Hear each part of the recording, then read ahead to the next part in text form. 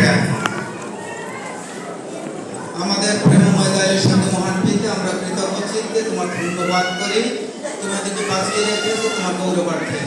আজকে একটি বিশেষ সময় মুহূর্ত আমরা উপস্থিত হয়েছি প্রভু। দুটো শিশু সন্তানদেরকে আমরা উৎসর্গ করতে যাচ্ছি প্রভু তোমার উদ্দেশ্যে। এই সময় তাদের পরিবারকে তাদেরকে তোমার কাছে সমর্পণ করি। বিশেষভাবে তুমি তাদেরকে আশীর্বাদ যুক্ত করো। এই অনুষ্ঠানটি শ্রদ্ধা পাশের রয় তিনি পরিচালনায় থাকবেন, তাকে এই সময় তোমার কাছে রাখি প্রভু, তুমি তাকে ব্যবহার করো। আমরা যারা উপস্থিত রয়েছে তুমি আমাদের প্রত্যেকের মঙ্গল করো, সঙ্গে থাকো যিশুর নামে চাই, আমেন। শিশু উৎসর্গ অনুষ্ঠান মণ্ডলীর একটি অত্যন্ত গুরুত্বপূর্ণ একটি অনুষ্ঠান। বলা হয় যে মণ্ডলীতে শিশু নেই সেই মণ্ডলী একটা মৃত মণ্ডলী। আমরা অত্যন্ত আনন্দিত ঢাকা এসডিএ মণ্ডলী, আমাদের এই মণ্ডলীতে অনেক শিশু। আমরা এর জন্য ঈশ্বরের কাছে আমাদের গৌরব প্রশংসা আমরা করছি। তাই আমরা আসুন এই অনুষ্ঠানে আমরা সবাই যেমনিভাবে এসেছি ঈশ্বরের গৌরব প্রশংসা আমরা করি।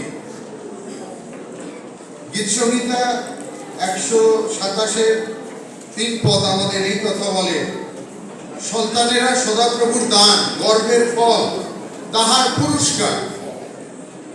3টা বিষয়, দান, গর্ভের ফল, পুরস্কার। প্রভু এই আমাদের এই কথা বলেন। হিতোপদেশ 22-এর অধ্যায় 6 পদ, শিশুকে তার পথে শিক্ষা দাও, সে যেন বৃদ্ধ হলেও না ভোলে। আর এর জন্যই আমরা আজকে দেখতে পাচ্ছি যে আমাদের দুটি পরিবার তারা মণ্ডলীর কাছে এনেছে। যিশুকে যেমনি ভাবেও আনা হয়েছিল, তারাও তাদের সন্তানদের আমাদের কাছে এনেছে। রবি ঠাকুর, বিশ্বকবি রবি ঠাকুর বলেন, শিশুদের প্রতি আমাদের সর্বোচ্চ দায়িত্ব হলো তাদের হৃদয়ে আলো জ্বালানো। শিশুদের হৃদয়ে যেন আমরা আলো জ্বালাই। এই আলো কি? এই আলোই হচ্ছে সত্য। এই আলোই হচ্ছে আমাদের এই যে সত্য ভালো জিনিস, যেটা আমাদের তাদের হৃদয়ে জ্বালাতে হবে। যেমনিভাবে আমরা বাইবেলে পড়লাম যে আমাদের কি হতে হবে, হিতোপদেশে বলছে শিশুদের সেই আলো আমাদের শিক্ষা দিতে হবে। আর রবি ঠাকুরও সেই একই কথা আমাদের কাছে বলছে। কাজী নজরুল ইসলামও বলে, দেখেন, শিশুদের হাসি পৃথিবীর শ্রেষ্ঠ সঙ্গীত। শিশুদের হাসি হচ্ছে পৃথিবীর শ্রেষ্ঠ সঙ্গীত। মণ্ডলীগতভাবে, ব্যক্তিগতভাবে আমাদের এই শিশুদের হৃদয়ে আমাদের সেই হাসি আমাদের ফুটাতে হবে, যেন তারা কি হয়, তারা প্রভুর পক্ষে এক একজন বলিষ্ঠ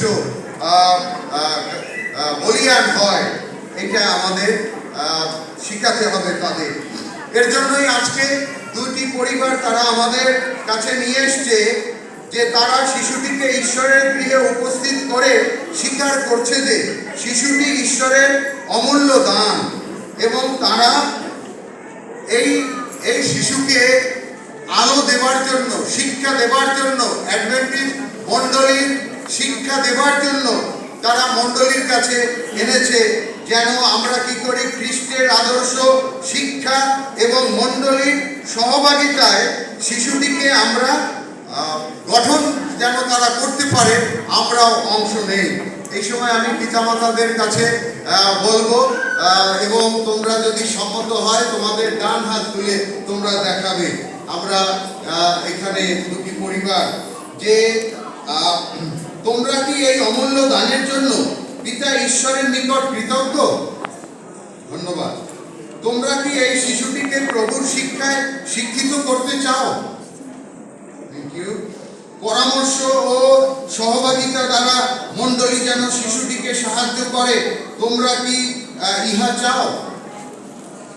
সম্মানিত মণ্ডলী, আমরা দেখলাম যে তারা আমাদের মণ্ডলীর সাহায্য চায়।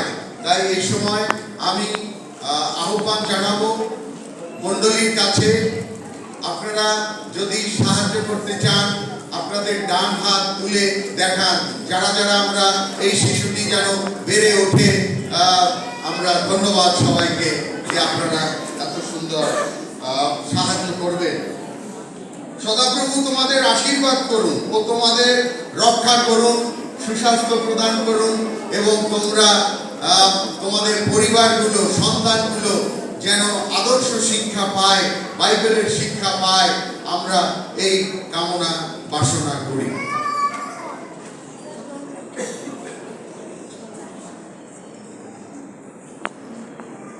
এখানে এমনিভাবে আমরা পারই পরিবার এবং সাজুস সিং তাদের পরিবার,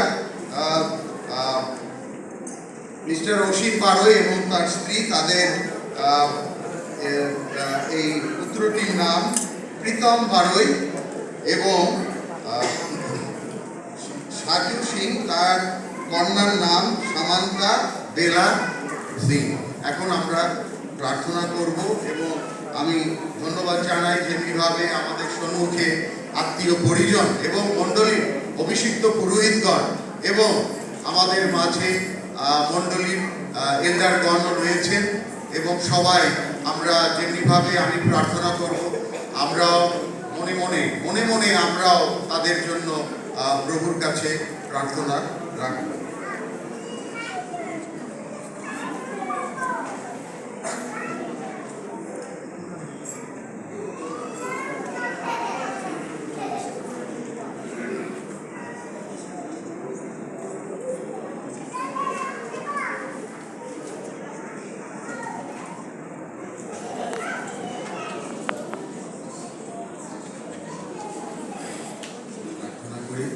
প্রেমময় প্রভু, আমরা তোমার গৌরব করি।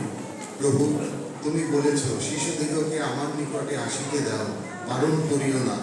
প্রভু, আমরা মণ্ডলীগতভাবে যেন শিশুদের তোমার নিকটে নিয়ে আসি।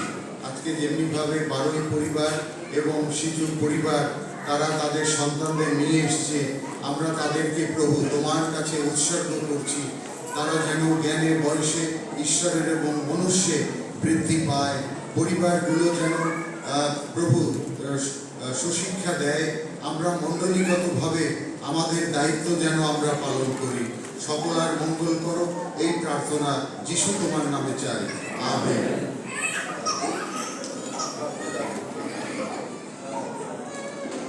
আজ থেকে এই সন্তানটি সামান্তা বেলা সিং নামে মণ্ডলীতে পরিচিত হলো।